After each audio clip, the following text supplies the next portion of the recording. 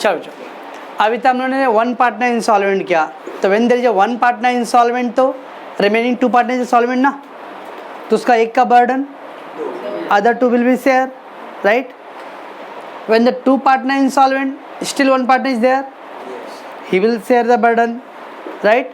But when the all partner insolvent nobody is able to share the burden, right ना। और ये सोच के नहीं चलना कि हम लोग के बिजनेस में तीन ही पार्टनर का सम होता है। ये तो चलो भाई बुक के अंदर हम लोग थियोरेटिकली तीन पार्टनर कर रहे हैं, but you know that partnership में मैक्सिमम 50 पार्टनर भी हैं, ओके ना। तो जब 50 पार्टनर है तो रिमेंबर, तो 47 पार्टनर इंसॉल्वेंट हो गए, तो 3 सॉल्वेंट है ना, all 50 insolvent. So when there is a one partner insolvent, तो okay, there is other partner are still there, okay, they can bear all the loss and burden. Two partner insolvent, okay, still there is a one or two partner who will bear the all burden. But when the all partner insolvent, सारे partner surrender कर, sorry sir हमारे पास पैसे नहीं है। अब भारत का कानून है, ये सऊदी अरेबिया का कानून नहीं है, खून के बदले खून, आँख के बदले आँख, नाक के बदले नाक। अब जब सरेंडर कर देते क्या उसका खून बेचेंगे, किडनी बेच के दूँ? नो। कोर्ट भी क्या बोले भाई, पैसे नहीं तब क्या करें भाई, तो उतना पैसा वो लोग माफ़ कर देंगे। वो लोग माफ़ कर दें मतलब सपोज रवि का मुझे 10,000 देने का है, लेकिन मैं बोल रहा भाई सॉरी मेरे पास है ही नहीं पैसे, तो रवि बोले दूसरा पार्टनर है, वो बोला सॉरी भाई मेरे पास भी नहीं है, तीसरा बोला वो भी नहीं सॉरी भाई। अब रवि तीनों से ही नहीं ले सकता है। अब रवि क्या करेगा, झगड़ा करे में से, क्या कर फ़ायदा उसको, बोले छोड़ो यार, अब उसका 10,000 क्या होगा, लॉस रवि का। सो उसके जाने के बाद ना अपना पैसा निकालने है सर आगे ओके ना, ऐसा भी होता है क्योंकि इस दुनिया में दो तरह के लोग, कुछ लोगों को पैसे देने का नियत ही नहीं होता है, मतलब अंदर से विलिंग नहीं कि आई विल पे।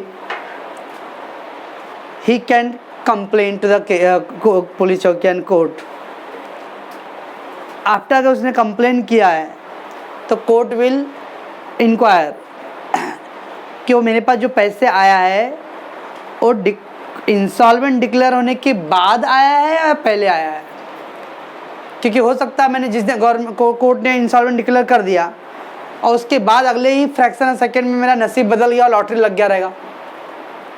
क्योंकि जब इंसॉल्वेंट हो तब मेरे पास पैसे नहीं थे, और मैं सच बोल रहा था, झूठ नहीं बोल रहा हूँ, लेकिन नसीब बदल गया भाई। हो सकता है फ्रैक्शन सेकंड के बाद लॉटरी लग गया और मेरे पास पैसे आ गए। अब अगर मेरे अंदर इंसानियत बचा रहेगा, ऊपर वाले को चेहरा दिखाना मुझे, तो मैं रवि का पैसे दूंगा जाके। लेकिन लीगली नहीं कि कोर्ट ने एक बार डिक्लेयर कर दिया तब नहीं, अब वो इंसानियत के नाते मैं दे सकता हूँ, ऐसे नहीं दे सकता हूँ। तो ऐसा वो रवि केस करेगा और कोर्ट खाली ये चेक करेगा कि उमेश के पास जो भी अभी पैसे हैं, ये पैसे कहीं उसने चीटिंग फ्रॉड करके पहले छुपा के रखा था और अब आया पैसे, तो खाली कोर्ट इतना ही चेक करेगा वो पैसे बिफोर डिक्लेयर इंसॉल्वेंट का है कि आफ्टर इंसॉल्वेंट। अगर आफ्टर इंसॉल्वेंट है, sorry Ravi ji we can't say anything, क्योंकि इंसानियत अब मर चुका है, ओके ना। बिफोर इंसॉल्वेंट आया तो उमेश के पास चक्की पीसिंग एंड पीसिंग एंड पीसिंग एंड पीसिंग होएगा, क्योंकि मैंने फ्रॉड किया है फिर, ओके। ये सब होता है प्रोसीजर, आप लोग SYBCom में पढ़ोगे इन द लॉ। तो अब हम यहाँ पे ऑल पार्टनर इंसॉल्वेंट का क्वेश्चन करने वाले हैं, ओके। तो all partner insolvent means no one is able to pay outside liability from their private state of property. उनके प्राइवेट प्रॉपर्टी एक अब इतने पैसे है ही नहीं कि वो लोग पे कर सकते। नो वन, एक भी पार्टनर पर नहीं है। अभी दो इंसॉल्वेंट है तो एक के पास तो था ना, वो एक भरेगा, लेकिन यहाँ पर अब all partner insolvent, okay. None of have in position to pay the डेब्ट, ओके। तो इसका जो सम करेंगे ना तो टोटल एकदम डिफरेंट है, हाँ, उसकी तरह नहीं होने वाला है। तो पेशेंस सुनना। We need to prepare extra account other than the normally we prepare. Normally we prepare 3 account normally, एक करंट अकाउंट आता ओके, और एक वो लोन अकाउंट कभी कभी आता था, रियलाइज अकाउंट, कैपिटल और कैश बन, this 3 generally we prepare, okay ना। वो 3 तो करेंगे हम लोग, बट इसके apart from that other than outside liability account, सब में क्रेडिटर रहेगा तो क्रेडिटर अकाउंट ड्रॉ करने का, सब में बिल्स पेबल रहेगा तो बिल्स पेबल अकाउंट ड्रॉ करने का, सब में अगर लोन अकाउंट भी रहेगा तो लोन, जितने भी आउटसाइड लायबिलिटी रहेगा ना वो सबका सेपरेट अकाउंट ड्रॉ करने का, मतलब सब 5-6 लायबिलिटी तो 5-6, हाँ 5-6 करना पड़ेगा। Each and every outside liability का separate account we have to draw. Question में देखा उधर क्रेडिटर है, लायबिलिटी लोन है, आउटस्टैंडिंग एक्सपेंस दिया है, 3 लायबिलिटी है तो 3 का separate account, credit account, outside मतलब outstanding expense and then loan account जो भी है। ऑल आउटसाइड लायबिलिटी का सेपरेट अकाउंट, ओके। एक ही रहेगा खाली क्रेडिटर, तो एक ही बनाएंगे हम लोग, वो डिपेंड करता है क्वेश्चन पे। So outside liability account, creditor, bills payable, outstanding expense, loan account. अभी जनरली हम लोग आउटसाइड लायबिलिटी क्या करते थे, रियल अकाउंट में ट्रांसफर करते थे, अभी इसमें नहीं करने हैं क्योंकि अपने पास पैसे ही नहीं थे देने के लिए। दीज लायबिलिटी में which liability, these outside liability, हाँ these liability should not be transfer to realisation credit side. हाँ अब रियलाइजेशन में ट्रांसफर नहीं करना है because we prepare separate account. Salman मैं क्या बोल रहा हूँ, सबसे मेन पॉइंट यही है। ऑल पार्टनर इंसॉल्वेंट आया ना तो outside liability can not be transfer to the realisation account because we are not able to pay that money, okay. तो हम लोग क्या करेंगे, सेपरेट अकाउंट ड्रॉ करने वाले। सपोज रवि मेरा लायबिलिटी होल्डर है, रवि का 10,000 देने का था। अब 2 जनरेशन है आजकल का, जैसा पहले वो चोरी फिर सिना चोरी बोलते ना, 10,000 लिया भी हूँ और रवि को झगड़ा करो नहीं दूंगा, क्या कर लेगा, वो आज की जनरेशन है। पहले का भी जनरेशन अगर इस तरह से सोचो कि भाई पैसे नहीं हो रहा मेरे पास, 10 दिया है ना, मेरे पास 4,000 है तो मैं जाके 4 दे दूंगा। अब बोलो सॉरी भाई नहीं है मेरे पास, अब जान लेना तो जान ले भाई, नहीं तो नहीं, अब नहीं है क्या करूँ। तो बोले ठीक है आप 6,000 माफ़ कर दे मेरा, दैट इज अ डेफिशिएंसी। 4 उसको दिया, 6,000 उसको माफ़ कर दिया उसने मेरा। तो इसलिए हम लोग सबका स्टेप, वैसे फिर बिल्स पेबल का लिया हूँ, बिल्स पेबल का 5,000 बाकी था, मेरे पास 2,000 है, जाके उसको 2,000 दूंगा, बोलो सॉरी भाई अब नहीं है मेरे पास, तो कितना माफ़ कर दिया मेरा, 3,000 माफ़, ऐसा होएगा। इस तरह ईच एंड एवरी लायबिलिटी का we have to prepare separate account, और जो भी आपके पास कैश कुछ अवेलेबल रहेगा तो we will pay that and say sorry we can't pay anything now and that amount will go to the deficiency part। तो क्या करेंगे हम लोग, आउटसाइड लायबिलिटी अकाउंट ड्रॉ करेंगे, ओके।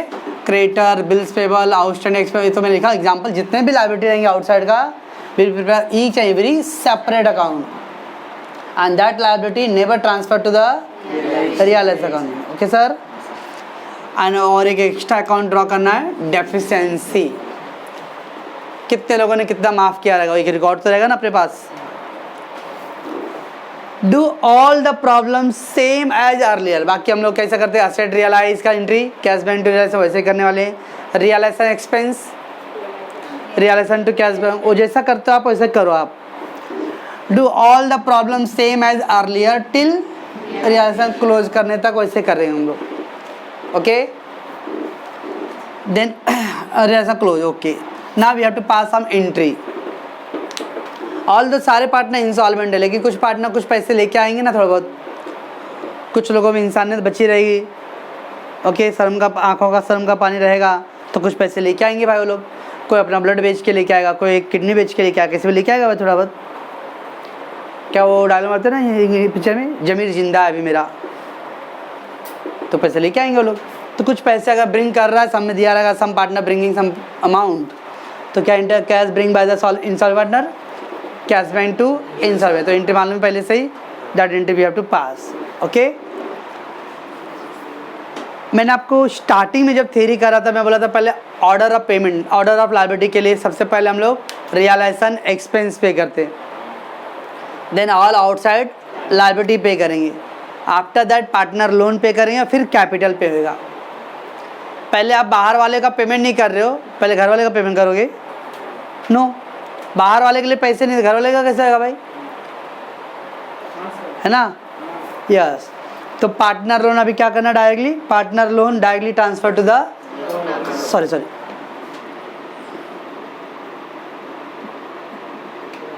इसको एडजस्ट करो, partner loan directly transfer to the capital account. Point number second में है partner loan directly transfer to the capital account, हाँ लोन अकाउंट नहीं। तो पहला कैश ब्रिंग का एंट्री करना है, उसका पार्टनर अगर लोन दिया रहा है तो क्या करना है, उसको डायरेक्टली कैपिटल अकाउंट में पोस्ट कर देंगे। ओके, और नाउ पेमेंट ऑफ लायबिलिटी। अब देखो कितना कुछ कैश अवेलेबल आपके पास है, वो कैश क्या करेंगे हम लोग, क्रेडिटर, बिल्स पेबल जो भी है उसका पेमेंट करना पड़ेगा। आप क्या फुल पेमेंट कर सकते हो क्या? अगर सब फुल पेमेंट करते ही थे तो इंसॉल्वेंट क्यों होते थे फिर, राइट ना? If you are able to pay the all amount, so why you are saying the insolvent? Okay, जब सारे पार्टनर इंसॉल्वेंट बोलने का मतलब आप क्या उतने फंड एनफ अवेलेबल नहीं है कि to pay that all the liability holder completely.